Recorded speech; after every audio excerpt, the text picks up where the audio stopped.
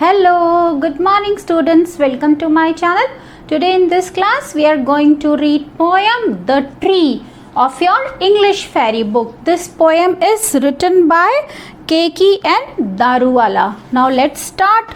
Before this there is one warm up exercise. Form two groups. आपको दो groups बनाने हैं. Discuss the theme. एक थीम है जिसे डिस्कस करना है. We need to clear forests to build cities and towns. हमें शहर बसाने के लिए जंगलों को काटना है. One group speaks in favor. एक ग्रुप को इसके फेवर में पक्ष में बोलना है and the other group speaks against the topic. और दूसरे ग्रुप को इसके विरोध में बोलना है, अगेंस्ट बोलना है. So this is one activity for you. Now let's start the poem. Read this poem to understand why the poet and his family share a special relationship with a particular tree. इस कविता को पढ़ते हैं और पता लगाते हैं कि क्यों कवि और उसका परिवार इस पेड़ के साथ एक विशेष संबंध रखता था. Now let's start. Next to the track beside the house dad planted a gulmohar. Next to the track beside the house, घर के बगल में जो एक संकरा रास्ता है उसमें डैडी ने क्या किया था, एक गुलमोहर का पौधा लगाया. We tended it, we watered it. हमने उसकी देखभाल की, हमने उसे पानी दिया. It wanted more and more. उसे और चाहिए था, उसे देखभाल भी और चाहिए थी और उसे पानी भी और चाहिए था क्योंकि वो छोटा सा पौधा था. When first its little shoots of green, जब सबसे पहले उसमें से हरा हरा अंकुर निकला. Spread across the boughs, और उसकी टहनियाँ चारों तरफ फैलने लगीं. Some of us said, हाँ that's great. हम में से कुछ ने कहा कितना अच्छा है. And some of us said wow, और कुछ ने कहा wow. Its branches were so low, उसकी टहनियाँ बहुत नीचे थी. We drove the goats away and cows, और हमने क्या किया, काउस को, गायों को और बकरियों को दूर भगाया. क्यों भगाया, जिससे वो उसकी टहनियों की पत्तियों को खाना ले. It really kept us on our toes. इसने वास्तव में हमें अपने पैरों पे रखा, पंजों पर रखा. पंजों पर रखा मतलब हम हमेशा उसकी देखभाल में लगे रहे. Means we were round the clock very busy in taking care of that plant.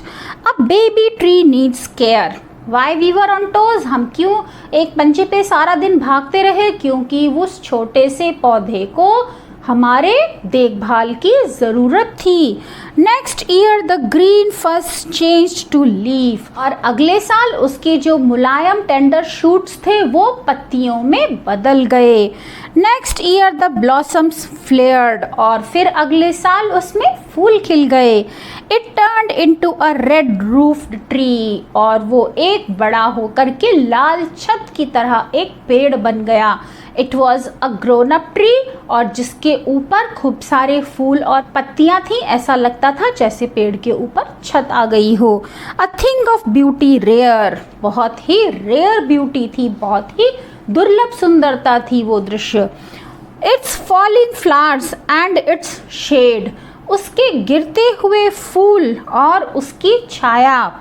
They covered half the track, उसने आधा रास्ता घेर लिया था, आधे रास्ते को कवर कर लिया था. It sheltered us from sun and rain, उसने हमें धूप से और बारिश से बचाया. The tree had paid us back, और पेड़ ने हमें वापस पे किया था. क्या पे किया था, जो हमने पेड़ की इतनी देखभाल की थी उसका सारा कर्ज पेड़ ने चुका दिया था. वी सॉ इट ग्रो, हमने उसे बढ़ते हुए देखा. इट सॉ अस ग्रो, और उसने हमें बढ़ते हुए देखा. From half shorts into pants, हम जब छोटे थे हाफ शॉर्ट्स पहनते थे और अब हम बड़े हो गए पैंट्स पहनने लगे. मीन्स हमारे बचपन से लेके बड़े होने तक उस पेड़ ने हमें बढ़ते हुए देखा. We ran around and climbed it, हम उसके चारों तरफ दौड़ते थे और उस पर चढ़ते थे. We shook its root and branch, हम उसकी जड़ों को और उसकी टहनियों को हिलाते थे. For 40 years it spread carpets on the summer floor.